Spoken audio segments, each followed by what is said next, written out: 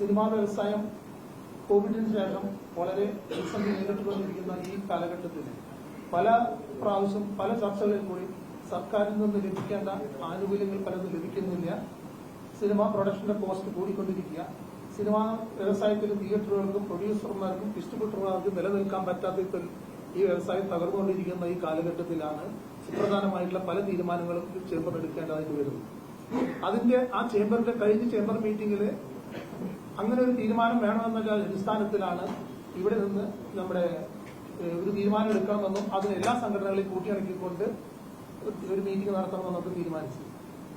അതിന് മുന്നോടിയായിട്ട് നടന്ന എല്ലാവരുടെ സമ്മതപ്രകാരം നടന്നൊരു മീറ്റിംഗ് ആയിരുന്നു പ്രൊഡ്യൂസേഴ്സ് അസോസിയേഷൻ മീറ്റിംഗിൽ 6-ാം തീയതി നടന്നത്. ആ മീറ്റിംഗിൽ അപ്പെക്സ് കോഡിയുടെ എല്ലാ അഫിലിയേറ്റ്സും പങ്കെടുത്ത മീറ്റിംഗ് ആയിരുന്നു. ആ മീറ്റിംഗ് പ്രൊഡ്യൂസേഴ്സ് അസോസിയേഷന്റെ പ്രതിനിധീകരിച്ചിട്ടുണ്ടായിരുന്നു, ഡിസ്ട്രിബ്യൂട്ടേഴ്സ് അസോസിയേഷൻ, എക്സിബിറ്റേഴ്സ് അസോസിയേഷൻ എല്ലാവരും കൂടി പങ്കെടുത്ത ഒരു മീറ്റിംഗ് ആയിരുന്നു.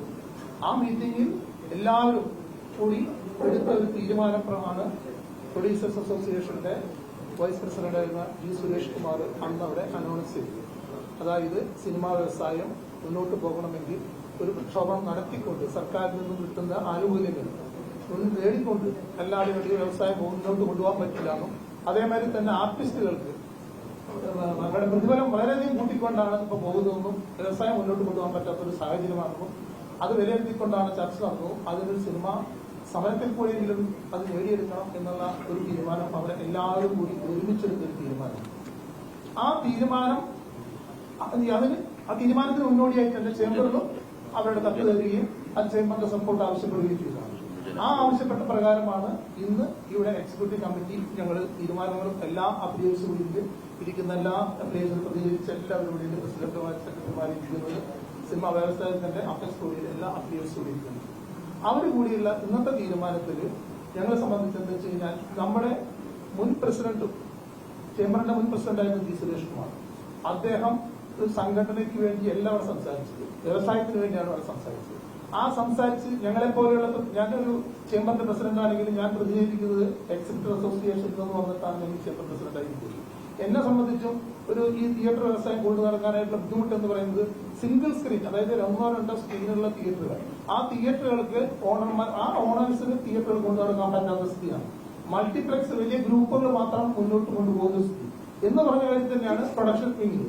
വലിയ പ്രൊഡ്യൂസേഴ്സിന് മാത്രം നിലനിൽക്കാൻ പറ്റുകയും സാധാരണ ചെറുകിട പ്രൊഡ്യൂസേഴ്സ് നിലനിൽക്കാൻ പറ്റാത്ത സിറ്റുവേഷൻ ഉണ്ടാവുകയും ആ സിറ്റുവേഷനെ ചോദ്യം ചെയ്തുകൊണ്ടാണ് 90% വരുന്ന പ്രൊഡ്യൂസേഴ്സിന് അവരുടെ നന്മയ്ക്ക് വേണ്ടി ചോദ്യം ചെയ്തുകൊണ്ടാണ് ഞങ്ങളുടെ മുൻ പ്രസിഡന്റായ ജി സുരേഷ് കുമാർ, അതായത് പ്രൊഡ്യൂസേഴ്സ് അസോസിയേഷന്റെ വൈസ് പ്രസിഡന്റിന്റെ അഭാവത്തിൽ എല്ലാ അഫിലിയേറ്റ്സുകളുടെയും സമ്മതത്തോടുകൂടിയ ആ സമരത്തിന് മുന്നോട്ട് പോകണം എന്നുള്ള തീരുമാനമുണ്ട്. അപ്പൊ ആ തീരുമാനത്തിന് ഞങ്ങളുടെ ചേംബറിന്റെ അഫിലിയേറ്റ് മെമ്പറായ ചേംബറിന്റെ മെമ്പറായ ശ്രീ ആന്റണി പെരുമ്പാവൂർ അതിന് വളരെ മോശമായ രീതിയിൽ ഒരു ഫേസ്ബുക്ക് പോസ്റ്റ് ഇട്ടു. ആ ഫേസ്ബുക്ക് പോസ്റ്റ് ഇട്ടത് ഇന്നിവിടെ ചർച്ച വന്ന് വളരെയധികം എല്ലാ മെമ്പർമാരും അതിനെതിരെ ശക്തമായിട്ട് നടപടിയെടുക്കണമെന്ന് തന്നെയാണ് ഒരു തീരുമാനമെടുത്തിരിക്കുന്നത്. ആ തീരുമാനപ്രകാരം ഞങ്ങൾ ചേംബറിന്റെ മെമ്പറായ അദ്ദേഹത്തിന് നമ്മൾ ഇവിടുന്ന് ഒരു കത്തയക്കും 7 ദിവസത്തിനുള്ളിൽ ആ ഫേസ്ബുക്ക് പോസ്റ്റ് പിൻവലിച്ചുകൊണ്ട് നമുക്ക് 7 ദിവസത്തിനുള്ളിൽ ഇത് പിൻവലിക്കുമെന്ന് തന്നെയാണ് ഞങ്ങൾ ഉറപ്പ്. ഞാൻ ചേംബറിന്റെ ഒരു മെമ്പറാണ്, അദ്ദേഹം അത് തെറ്റാണ് ചെയ്തതെന്ന് അദ്ദേഹത്തിന് ബോധ്യമുണ്ടാവും, അത് പിൻവലിക്കുമെന്ന് ഞങ്ങൾക്ക് ഉറപ്പുണ്ട്. അത് എന്തായാലും സംഭവിക്കുമെന്ന് തന്നെയാണ് ഞങ്ങൾക്ക് ഉറപ്പ്. പിന്നെ ഇനി ഞങ്ങളുടെ സമരമായിട്ട് ബന്ധപ്പെട്ട് പറയുകയാണെങ്കിൽ സൂചനാ സമരം നമ്മൾ അനൗൺസ് ചെയ്യും. ഈ സൂചനാ സമരം അനൗൺസ് ചെയ്യാനായിട്ട് ഞങ്ങൾ ഇന്ന് തീരുമാനിച്ചു ഡേറ്റ് ഫിക്സ് ചെയ്യാനായിട്ട് ഇപ്പോഴത്തെ സാഹചര്യത്തിൽ എന്താ വെച്ചാൽ ഞങ്ങൾക്ക് മറ്റുള്ള അഫിലിയേറ്റ്സുകളും അതുമാതിരി തന്നെ അതുമാതിരി തന്നെ പ്രൊഡക്ഷനിലുള്ള പ്രൊഡ്യൂസേഴ്സ് അസോസിയേഷൻ പണം ഏത് ഡേറ്റിലേക്ക് ബ്ലോക്ക് ആകുമോ എന്താണെന്ന് നോക്കാൻ വേണ്ടി ഒരു ഡേറ്റ് ഞങ്ങൾ താമസിയാതെ ഒരാഴ്ചക്കുള്ളിൽ ആ ഡേറ്റ് ഞങ്ങൾ അനൗൺസ് ചെയ്ത് സൂചനാ സമരം കൊടുത്തു. അത് ഞങ്ങൾക്ക് സർക്കാരിൽ നിന്ന് കിട്ടാനുള്ള അനുകൂലം. ഒരു കാര്യം മനസ്സിലാക്കുന്നത് വെച്ച് കഴിഞ്ഞാൽ ഏത് ഗവൺമെന്റും അധികാരത്തിൽ വന്നാൽ ഒരു ബഡ്ജറ്റിന് മുമ്പ് പ്രീ ബഡ്ജറ്റ് ചർച്ചയ്ക്ക് സാധാരണ എല്ലാ വ്യവസായങ്ങളും വിളിക്കുക എന്നുള്ളത് മര്യാദയാണ്. ഇന്നേ വരെ ഇവിടെ ചേംബറിൽ നിന്ന് 2-3 വർഷമായിട്ട് കത്തുകൾ പോയിട്ടുണ്ട്. പ്രീ ബഡ്ജറ്റ് ചർച്ചയ്ക്ക് വിളിക്കണമെന്നും സിനിമാ വ്യവസായത്തിന്റെ പ്രതിസന്ധി എന്താണെന്ന് മനസ്സിലാക്കണമെന്നും പറഞ്ഞുകൊണ്ട് കത്ത് പോയിട്ട് ഇന്നേ വരെ ചർച്ചയ്ക്ക് വിളിച്ചിട്ടില്ല. പിന്നെ ഇത് കൂടാതെ കണ്ട് ഇതെന്താ 2025-26 ബഡ്ജറ്റിൽ നിങ്ങൾ നോക്കി കാണാം എന്തെങ്കിലും സിനിമാ വ്യവസായത്തിൽ ഒരു ഗുണം ചെയ്തിട്ടുണ്ടോ എന്നുള്ളത് നോക്കിയാണ്. അപ്പൊ ഇതൊക്കെ മുന്നിൽ കണ്ടുകൊണ്ട് തന്നെയാണ് ഭൂരിഭാഗം വരുന്ന സിംഗിൾ സ്ക്രീൻ തിയേറ്ററുകളും അതേമാതിരി തന്നെ പ്രൊഡ്യൂസേഴ്സിലേക്കുള്ള വലിയ ബഡ്ജറ്റിൽ പണം പിടിക്കാത്ത പ്രൊഡ്യൂസേഴ്സ് 90% പ്രൊഡ്യൂസേഴ്സ്. അത് ഞങ്ങൾക്കറിയാം. ചേംബറിനോട് പ്രൊഡ്യൂസർ ടൈറ്റിൽ രജിസ്ട്രേഷൻ വരുമ്പോൾ അറിയാം ഏതൊക്കെ പ്രൊഡ്യൂസർമാരാണ് എങ്ങനെയാണ് മുന്നോട്ട് പോകുന്നത്. അപ്പൊ അവരുടെയൊക്കെ സംരക്ഷണത്തിന് വേണ്ടിയിട്ടാണ് അദ്ദേഹം ഈ പ്രസ്താവന നടത്തിയത്. അതിന് ഞങ്ങൾ ശക്തമായിട്ട് ചേംബറിന്റെ അപെക്സ് ബോഡി എന്ന നിലയ്ക്ക് ചേംബർ ശക്തമായിട്ട് അദ്ദേഹത്തിന്റെ പുതുത്തുന്നു. ഇതുമായിട്ട് മുന്നോട്ട് പോകുന്നു. ഇത്രയും പറഞ്ഞുകൊണ്ട്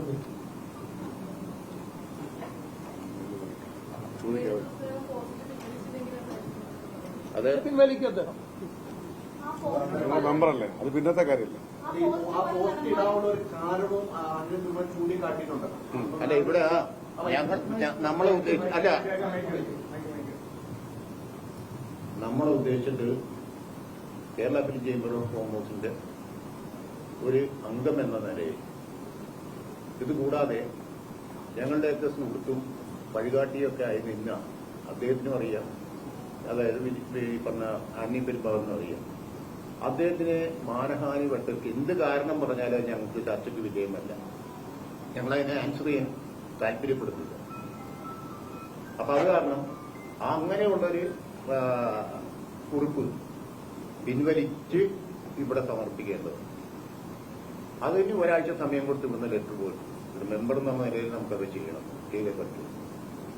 അപ്പം അതിന്റെ മറുപടി വരട്ടെ. അപ്പൊ ഒരാഴ്ചക്കുള്ളിൽ തന്നെ ഞങ്ങളുടെ ഈ സൂചനാ സമരത്തിന്റെ ഡേറ്റും ഗവൺമെന്റിനെതിരായിട്ട് നടത്തുന്ന ഡേറ്റും അതിന്റെ മെമ്മോറാണ്ടങ്ങളൊക്കെ പബ്ലിഷ് ചെയ്യും. അപ്പം അതിന് എന്ത് കാരണങ്ങൾ പറഞ്ഞാലും നിവൃത്തിയൊന്നുമില്ല. നിങ്ങൾ ചോദിക്കുന്ന അതിൽ കാരണം പറഞ്ഞിരുന്നു, എന്ത് കാരണം പറഞ്ഞു, എന്ത് വികാരം കൊണ്ടു, ഇതൊന്നും അല്ല ഇവിടെ കാര്യം.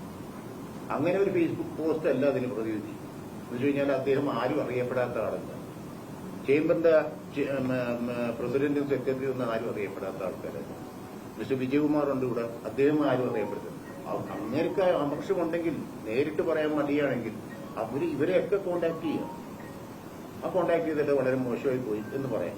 അല്ലാതെ എന്ത് കാരണം പറഞ്ഞുകൊണ്ടും ആരെയും എന്തും പറയാം എന്നുള്ള ഒരു വെല്ലുവിളി ടോട്ടൽ ഇൻഡസ്ട്രി, ഞങ്ങൾ പണം മുടക്കുന്ന ആൾക്കാരുടെ സംഘടനയാണ് കേരളത്തിൽ തിയേറ്റർ ഉടമകൾ, പ്രൊഡ്യൂസേഴ്സ്, ഡിസ്ട്രിബ്യൂട്ടേഴ്സ്. അപ്പൊ അവരെ ചോദ്യം ചെയ്യണമെന്നുണ്ടെങ്കിൽ അങ്ങനെയുള്ള ആൾക്കാരെ ചോദ്യം ചെയ്യട്ടെ. അല്ലാതെ ഇതൊരു ശരിയായ നടപടിയായിട്ട് പൊതുവെ ആർക്കും തന്നെ തോന്നുന്നില്ല. അതുകൊണ്ടാണ് കാരണം കാണിക്കൽ നോട്ടീസ്. ഒന്നും ക്ലിയർ ചെയ്യേണ്ട കാര്യമില്ല. ചേംബറിന് ബോധ്യമായ ഒരു കാര്യം ഞങ്ങൾ എന്തിനാ പിന്നെ ക്ലിയർ ചെയ്യണത്? ഈ സമൂഹത്തിൽ ക്ലിയർ ചെയ്യേണ്ട കാര്യമുണ്ടോ? ചേംബറിന്റെ കമ്മിറ്റിക്ക് ബോധ്യമായ കാര്യം ഞങ്ങൾ ഡിക്ലെയർ ചെയ്തു. പിന്നെ അതിന് ഞങ്ങൾ വിശദീയമായിട്ട് അതാണ് ഇതാണെന്ന് ഇവിടെ വിളമ്പേണ്ട കാര്യമില്ല. ഞങ്ങൾക്ക് അതിന്റെ ആവശ്യമില്ല. അതുകൊണ്ടിട്ട് ആൻസർ ഇല്ലില്ല, അതിന്റെ ആവശ്യമില്ല. അതിന്റെ ആവശ്യമില്ല. ഞങ്ങൾക്ക് ബോധ്യമായ ഒരു കാര്യത്തിൽ ഞങ്ങളെന്തിനാ മറ്റുള്ളവരെ അതിലാക്കണം? ഞങ്ങളുടെ പ്രസിഡന്റും സെക്രട്ടറിക്കും മറ്റുള്ള അഫിലിയേറ്റ്സിനും ഒക്കെ ബോധ്യമായ ഒരു കാര്യം ആ കുറിപ്പ് എല്ലാവരും കണ്ടതാണല്ലോ. പിന്നെന്തിനാ നിങ്ങൾക്ക് അതിനെപ്പറ്റിയുള്ള വിശദീകരണം അദ്ദേഹത്തിനോട് പോയി ചോദിക്കും. അതല്ലേ ശരി.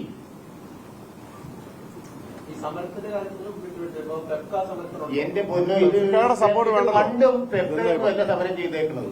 ഇവിടെ സമരം ചെയ്തേക്കുന്നത് producers, distributors, exhibitors. Kerala film chamber of കോമേഴ്സിന്റെ ചരിത്രം പഠിച്ചാൽ അറിയാം എങ്ങനെയൊക്കെയാണ് ഇവിടെ സമരം നടന്നേക്കണേന്ന്. ഞങ്ങൾക്ക് ചെറുക്കയും വേണ്ട, അമ്മയും വേണ്ട, ആരും വേണ്ട സമരത്തിന്. ഇവിടെ കളിക്കാൻ തിയേറ്റർ ഇല്ല, പ്രൊഡക്ഷന്റെ ആളില്ല എന്ന് കണ്ടു കഴിഞ്ഞാൽ പിന്നെ ആരിട്ട് ഷൂട്ട് ചെയ്യും, ആരിട്ട് നടത്തും. അങ്ങനെ ചെയ്യുന്ന പടങ്ങളെ പറ്റി നമുക്ക് വിലയിരുത്താം. പിന്നെ ഇപ്പോഴല്ല അതിനെപ്പറ്റിയൊക്കെ ഒരു വെല്ലുവിളിയായിട്ട് മുമ്പോട്ട് പോകേണ്ടത്. ഞങ്ങൾക്ക് അതിനെ വെല്ലുവിളിക്കാനുള്ള സമയമില്ല. ഗവൺമെന്റിനോട് ആദ്യം വെല്ലുവിളിക്കട്ടെ, അതിനുശേഷം അതിനൊക്കെ കാര്യങ്ങൾ വരട്ടെ, അതിനുശേഷം മറ്റുള്ള വിഷയങ്ങളുമായിട്ട് വന്നിട്ട് ഇന്റർമീഡിയറ്റ് സ്ട്രൈക്കിലേക്ക് പോകട്ടെ. ഗവൺമെന്റ് ആദ്യം മെമ്മോറാണ്ടം കൊടുത്തതിന് ശേഷം പരിഹരിച്ചില്ലെങ്കിലാണ് സമരമായിട്ട് മുന്നോട്ട് അല്ല, അത് ഈ 1 ഡേ ഓപ്പൺ സ്ട്രൈക്ക് എന്തായാലും ഉണ്ടാവും. സൂചനാ പണിമുടക്കല്ലേ? സൂചനാ പണിമുടക്ക് എന്ന് പറയുന്ന ഒരു സാധനം അത് പ്രൊഡ്യൂസേഴ്സ്, ഡിസ്ട്രിബ്യൂട്ടേഴ്സ്, എക്സിബിറ്റേഴ്സ് അടക്കമുള്ള ആൾക്കാർ പ്രൊഡക്ഷൻ അടക്കം നിർത്തിവെച്ചുകൊണ്ടുള്ള ഒരു സ്തംഭനാവസ്ഥ ഒരു ദിവസത്തേക്കുണ്ടാവും. അത്രയുള്ളൂ. ഡേറ്റ് തീരുമാനിക്കേണ്ടത് ഇന്നിപ്പോ ചേംബറിന്റെ അഫിലിയേറ്റ്സ് ആണ് പ്രൊഡ്യൂസേഴ്സ്, ഡിസ്ട്രിബ്യൂട്ടേഴ്സ്, എക്സിബിറ്റേഴ്സ്. അതിന്റെ എല്ലാം ഭാരവാഹികളും പ്രസിഡന്റുമാരും ഇവിടെ ഉണ്ട്. നാളെ 3 ദിവസം കൊണ്ട് ഞങ്ങളുടെ അഫിലിയേറ്റ്സിന്റെ എല്ലാം എക്സിക്യൂട്ടീവ് കമ്മിറ്റി ചേരുകയാണ്. അപ്പൊ 3-4 ദിവസത്തേക്കുള്ളിൽ അവർ ഡേറ്റ് ഞങ്ങളെ അറിയിക്കും. ആ ഡേറ്റ് അനുസരിച്ച് ഒരു കോമൺ ഡേറ്റ് ചേംബർ അനൗൺസ് ചെയ്യും. അന്ന് മലയാള സിനിമ സ്തംഭിക്കും. ഒരു തിയേറ്ററിലും ഒരു പ്രൊഡക്ഷൻ ഉൾപ്പെടെ ഒന്നും നടക്കില്ല. അന്ന് സൂചന പണിമുടക്ക് ഏതെങ്കിലും വ്യക്തികൾക്കെതിരെയല്ല, സംഘടനകൾക്കെതിരല്ല. ഞങ്ങളുടെ വിവിധ ആവശ്യങ്ങളുണ്ട്.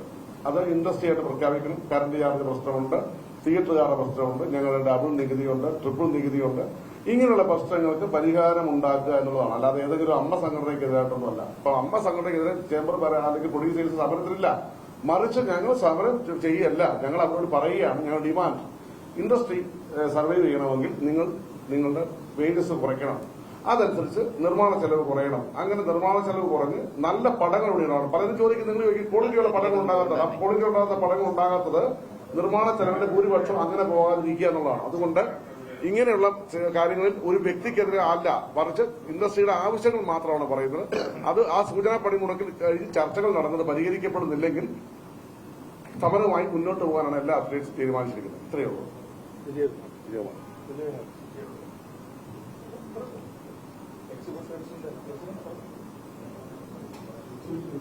ഒരുപാട് പ്രശ്നങ്ങളുണ്ട്. അതിലൂടെ പലവണ്ണം എക്സ്പ്ലെയിൻ ചെയ്ത് കഴിഞ്ഞതാണ്. അപ്പം ഒന്ന് കവർ ടാക്സേഷൻ, GST എന്ന വലിയൊരു തോതിലാണ് GST കൊണ്ടുകൊണ്ടിരിക്കുന്നത്. അതിലൂടെ സംസ്ഥാന ഗവൺമെന്റിലൂടെ ഇൻഡിപെൻഡന്റ് ആക്ടോട് ഏർപ്പെടുത്തിയിട്ട് മുന്നോട്ട് പോകാൻ പറ്റാത്ത ഒരു അവസ്ഥ ഉണ്ടാവുക. ടോട്ടൽ കളക്ഷന്റെ 30% ആണ് ടാക്സ് കൊടുക്കുന്നത്. 100 രൂപ കളക്ഷൻ വന്നു കഴിഞ്ഞാൽ 30 രൂപയാണ് ഗവൺമെന്റിലേക്ക് പോകുന്നത്. അതിന്റെ പ്രൊഡ്യൂസർ 20 രൂപ താഴെയുള്ള അമൗണ്ട് ചെയ്യണം. അവിടെ ആ ഒരു സ്ഥിതി മാറണം. എന്ത് കാര്യത്തിലും തിയേറ്ററിലേക്ക് കാശ് എടുക്കാവുന്ന ഒരു സമീപനം ഗവൺമെന്റ് മാറണം. സർക്കാരിനെതിരാണ് ലൈസൻസിംഗ് സിസ്റ്റം. ഒരു തിയേറ്ററിന്റെ ലൈസൻസ് പുതുക്കുന്നത് ഒരു കടമ്പയായിട്ട് മാറിയിരിക്കും. കാര്യം അതെല്ലാം ഗവൺമെന്റ് ഓരോരോ ബുദ്ധിമുട്ടുകൾ ഏർപ്പെടുത്തി പരമാവധി ബുദ്ധിമുട്ടിക്കാനാണ് ശ്രമിക്കുന്നത്. അത് ഏകജാലകമാക്കണം തിയേറ്ററിംഗ് ലൈസൻസ്. കാരണം നമുക്കൊരു 6 മാസം നീണ്ടു നിൽക്കുന്ന ഒരു പ്രൊസീജിയറായി മാറിയിട്ടുണ്ട്. 1947 മുമ്പ്, അതായത് ഇന്ത്യ സ്വാതന്ത്ര്യം കിട്ടുന്നതിന് മുമ്പ് നിലവിൽ ഏർപ്പെടുത്തിയ രീതികളാണ് ഇന്ന് ഗവൺമെന്റ് പിന്തുടരുന്നത്. തിയേറ്റർ ലൈസൻസിനായാലും ഓപ്പറേറ്റിംഗ് സിസ്റ്റം ആയാലും ഓപ്പറേറ്റർ ലൈസൻസോടെ നിങ്ങൾക്കറിയാം, പഴയ ഒരു പ്രൊജക്ട് കലാപം വെച്ചു അതിന്റെ റീൽ ഓടിച്ച് കാണിച്ചു കൊടുക്കണം ഓപ്പറേറ്റർ ലൈസൻസ് കൊടുക്കണം. ഇന്ന് ആ പഴയ പ്രൊജക്ട് ആരെങ്കിലും സിനിമ ഓടിക്കുന്നു. ഇന്ന് ഡിജിറ്റൽ പ്രൊജക്ടറാണ്. ആ ഡിജിറ്റൽ പ്രൊജക്ട് ഓപ്പറേറ്റ് ചെയ്യുന്ന കമ്പ്യൂട്ടർ ഓപ്പറേറ്റർക്ക് ഓപ്പറേറ്റിംഗ് ലൈസൻസ് കൊടുക്കുകയല്ല ചെയ്യുന്നത്. പഴയ കാലഹരണപ്പെട്ട ഒരു പ്രൊജക്ട് വെച്ചിട്ട് അത് ഫിലിം ഓടിച്ച് കാണിച്ചു കൊടുക്കും ഓപ്പറേറ്റർ ലൈസൻസ് കൊടുക്കണം. ഈ സൈസ് സിസ്റ്റത്തിനാണ് ചേഞ്ച് ചെയ്യുന്നത്. അപ്പൊ ഇതിന് മൊത്തത്തിൽ ഒരു ശാസ്ത്രീയമായ പരിഹാരമാണ്. അത് തീർച്ചയായിട്ടും തിയേറ്ററുകൾ ഉൾപ്പെടെ തിയേറ്ററുകളുടെ പൂർണ്ണ സഹകരണത്തോടെ ഈ സൂചനാ പണിമുടക്ക് മുന്നോട്ട് ചേർന്ന് നിർദ്ദേശിക്കുന്ന എല്ലാ കാര്യങ്ങളും തിയേറ്റർ ഉടമകളുണ്ട്.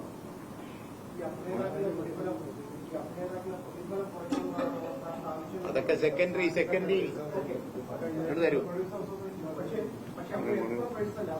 അല്ല, അതായത് നമ്മളിപ്പോ ഇത് ചർച്ച ചെയ്യാനല്ല ഇന്നത്തെ പ്രസ് മീറ്റിംഗ്. ഇന്നത്തെ പ്രസ് മീറ്റിംഗിന്റെ ഉദ്ദേശം നമ്മുടെ സൂചനാ സമരം എന്താണെന്നും ആ ഗവൺമെന്റിനെതിരെയാണെന്നും വ്യക്തത വരുത്തേണ്ടതുണ്ട് എന്ന് ഞങ്ങൾക്ക് തോന്നി. ബിക്കോസ് കഴിഞ്ഞ പ്രാവശ്യം വിളിച്ച പത്രസമ്മേളനത്തിൽ നമ്മൾ ആഞ്ഞു പറഞ്ഞു, അതെല്ലാം ഉറപ്പിച്ചു പറഞ്ഞു ഒരു 1 ഡേ ടോക്കൺ സ്ട്രൈക്ക് എന്നത്. പക്ഷെ പിന്നെ വന്നത് ജൂൺ നടക്കാൻ പോകുന്ന നടക്കേണ്ട ആവശ്യം വന്നു കഴിഞ്ഞാൽ നടത്തുമെന്ന് പറഞ്ഞ സ്ട്രൈക്കിനെ പറ്റി അത് വളരെ പരിതാപകരമായിരുന്നു മീഡിയയുടെ സൈഡിൽ നിന്ന്. ഓഫ്കോഴ്സ് ഞങ്ങൾക്ക് അത് വന്നത് അതൊരിക്കലും ഞങ്ങൾ പറഞ്ഞത് ഇതൊക്കെ നടന്നില്ലെങ്കിൽ മാത്രമാണ്. ആ സമയത്ത് ഡെഫിനറ്റ് ആയിട്ട് ഇപ്പൊ നിങ്ങൾ ചോദ്യത്തിന് ഉത്തരം പറയണേ.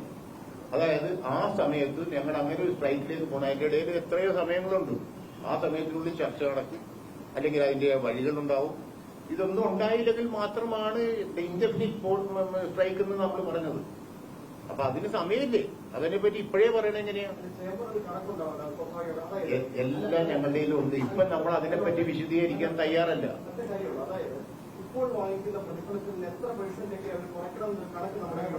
ഞങ്ങൾ കുറക്കണ്ട. ഞങ്ങൾ പറഞ്ഞതാണ്, ഞങ്ങൾക്ക് കുറക്കണ്ട. അവരാരും തന്നെ പേഴ്സണലി ഞങ്ങൾക്ക് നിർബന്ധമുണ്ടോ ഇന്ന ആർട്ടിസ്റ്റിനെ വെച്ച് പടമെടുക്കണമെന്ന് നിർബന്ധമുണ്ടോ? പ്രൊഡ്യൂസേഴ്സിനെ ഉദ്ദേശിച്ചിട്ട്, ചേംബറിനെ ഉദ്ദേശിച്ചിട്ട് ഒന്നുമില്ല. ഞങ്ങൾ അതിനുള്ള വഴികൾ കണ്ടെത്തിക്കോളാം സാർ. എങ്ങനെയാണ് മഞ്ഞൾ വിരിഞ്ഞ പൂക്കൾ എന്ന് പറയുന്ന സിനിമ ഉണ്ടായത്? അല്ല, തീർച്ചയായിട്ടും അല്ല. തീർച്ചയായിട്ടും അല്ല. അതേ മഞ്ഞൾ വിരിഞ്ഞ പൂക്കളൊന്നും ഉണ്ടാവില്ലല്ലോ, പ്രേമലും ഉണ്ടാവില്ലല്ലോ, അങ്ങനെ മറ്റുള്ള പടങ്ങളൊന്നും തന്നെ ഇവിടെ ഉണ്ടാവില്ലല്ലോ. അപ്പൊ അത് പ്രൂവ് ചെയ്ത കാര്യമില്ല.